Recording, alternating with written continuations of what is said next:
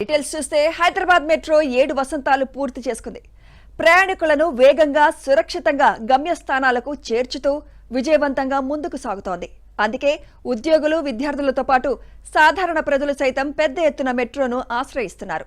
త్వరలోనే రెండో దశ ప్రాజెక్ట్ పనులను కూడా ప్రారంభించబోనుంది.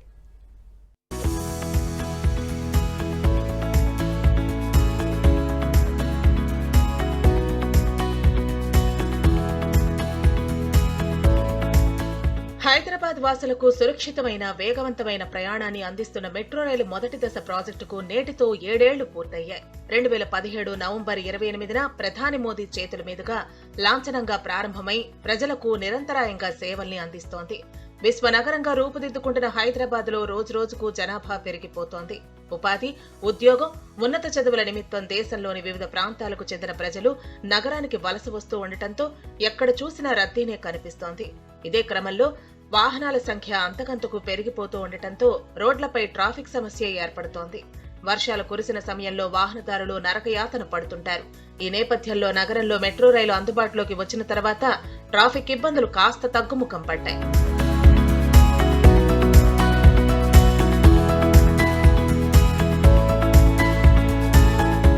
2012లో చేపట్టిన మెట్రో రైలు ప్రాజెక్టును 2017 నవంబర్లో పూర్తి చేశారు. ప్రస్తుతం 3 కారిడార్లలో 60 కిలోమీటర్ల మేర రైళ్లు నడుస్తున్నాయి. ప్రధానంగా ఎల్బీ నగర్, మియాపూర్, నాగోల్, రాయదుర్గ్ కారిడార్లో ప్రతిరోజు రద్దీ కనిపిస్తోంది.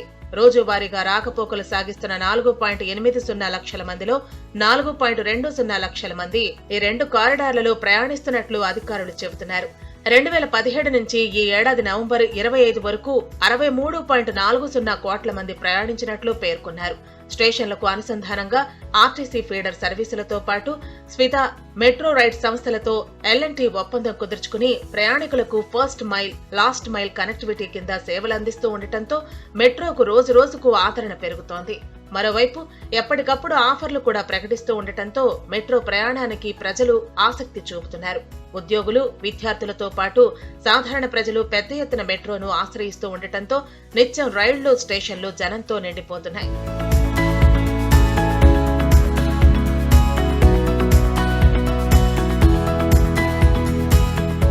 హైదరాబాద్ మెట్రో రైలు ప్రభుత్వ, ప్రైవేటు భాగస్వామ్యంలో విజయవంతంగా ముందుకు సాగుతోందని మెట్రో ఎండీ ఎన్వీఎస్ రెడ్డి అన్నారు. మెట్రో ట్రైన్ 7 ఏళ్లు పూర్తి చేసుకుందని, ఇది సిటీ ప్రజలకే కాదు తెలంగాణకు గర్వకారణమని హర్షం వ్యక్తం చేశారు.